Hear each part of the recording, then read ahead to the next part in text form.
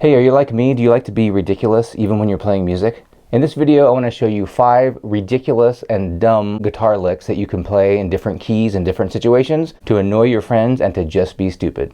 These are the equivalent of dad jokes on guitar.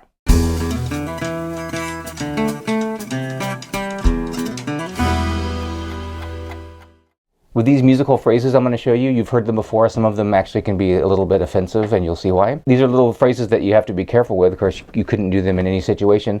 If you're playing guitar at a wedding or something, you wouldn't want to throw in one of these really dopey endings. But at the same time, if you're in a serious situation, maybe you want to bring a little levity into it, and that's what these are for. Most of these are going to be in major keys because minor keys just aren't funny. Let's look at the first one, shaving a haircut. Now, I did that in the key of A major.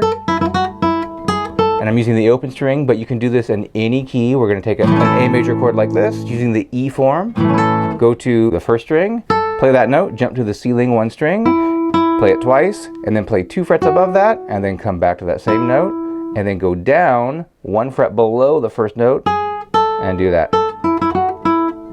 So if I had a C chord, for example, I would go. Once you can do it like that with single notes, then add some chords in there for a little extra finish. So we're going down to this chord. Our final note in this case was on the 4th fret, and then play this little shape. That's a little bit of an E7 there. Keep your middle finger down, slide it up 2 frets, a little tiny bar here, and that's a piece of our A major chord. So we have,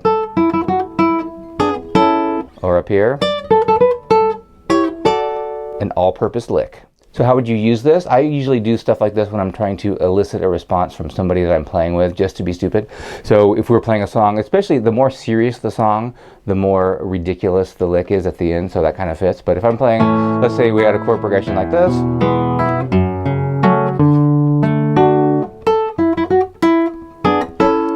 Ridiculous.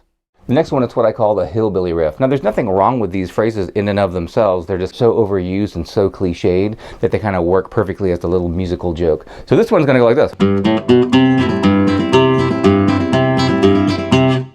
So again, there's nothing wrong or dumb about the thing itself. It's just the way that we're playing it and where and how you insert it. What's happening here is we're playing the 5th note of the major scale, and then we walk up to the 1st note. I'm playing the root of that C chord, going 1 and alternating the bass, 2 and a 3 and a 4 and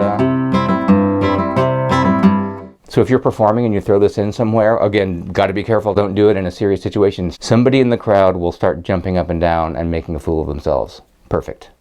I think what makes this sound so silly is this cliche little boom, boom, boom, boom. But it's not bad, like I said, in and of itself. So like, for example, Folsom Prison by Johnny Cash. That's a cool song.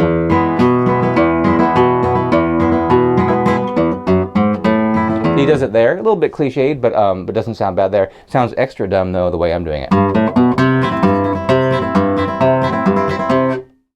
This next one I like to call the silly blues ending, and you've heard this a million times. I'm gonna play an A major chord, and this is the ending.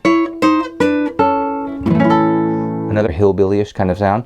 What's happening here is we're playing this E form chord again on the 5th fret. Go up 2 whole steps, that's the 3rd of the chord, and we play these 2 notes on the same fret, middle finger and ring finger, go down 1 fret to your left, another fret, and then we end up on this, which is what we played in Shaving a Haircut, the same thing, just a piece of that E form major chord. So we're going.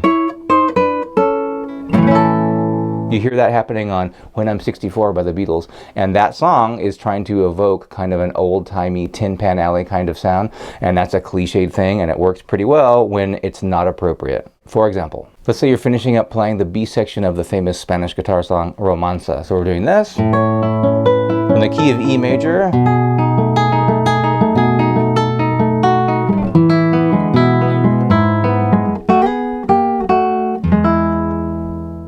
You can also add a sharp 9 on the end of that major chord for extra ridiculousness.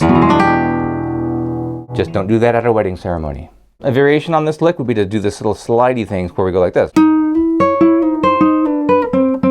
So it's all the same stuff that we did here, and I'm going to say the fret numbers, 9, 8, 7, and then 6 and 5. Here I'm just sliding into this, playing this string first, the 3rd string first. Then playing the outer one, then do it again in reverse. I'm sliding to the left, again. And now I'm going underneath this 6th fret, the 5th fret, slide it up. Real common blues thing, but super cliched. Let's put this blues ending together with the hillbilly thing.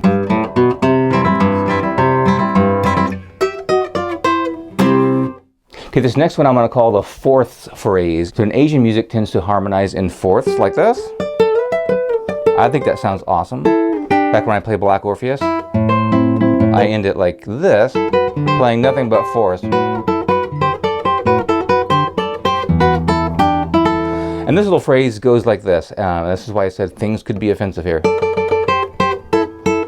So you've heard that, especially if you're of a certain age, and anything to evoke anything Asian or something, and at this point you might not hear this anymore, but we're going real easy to play, and in fact if you just kind of move that around in any kind of rhythm, it's going to sound, let's just say Asian. I think it sounds really cool though. And the way that this goes is I'm going to be on the 10th fret, and this could be anywhere. I'm going to go back to the C chord again, and let's say this is our ending point. Those two notes from the C chord, just go up 2 frets, then come back, go down 3 frets, and then back again. If you want to stay in one spot though, we could go like this. These 2 fingers, and this is our reference point, is that E form again. Let's do it on a G chord. And this phrase, if you've heard Fortress Around Your Heart by Sting, awesome song, it even has this phrase in it, except he doesn't play it in this silly, ridiculous way. But those are the upper notes of that riff. Now, this last one might be the most ridiculous one of all, or maybe even the most offensive, depending on how you do it. I used to call it the sexy whistle, but I just Googled this yesterday, and it's actually called the wolf whistle. And you know what I'm talking about. This one's easy. We're just going to slide up. Let's slide up to the 12th fret, make that a landmark. It doesn't really matter where you land though. And then go to the next string and go up the same way, at the same speed, at the same rate, but go just a little bit higher than you did the first time. So I'm going to go like that. Again, there's nothing wrong with these little musical phrases. They've just been used in a certain way over time to where they evoke certain things, but they are fun to play if you're trying to bring a little levity into the situation. Certainly if you're at a rehearsal, you should bust some of these endings out just to annoy people. You can get the guitar tab for all 5 of these below, and I'll see you next time.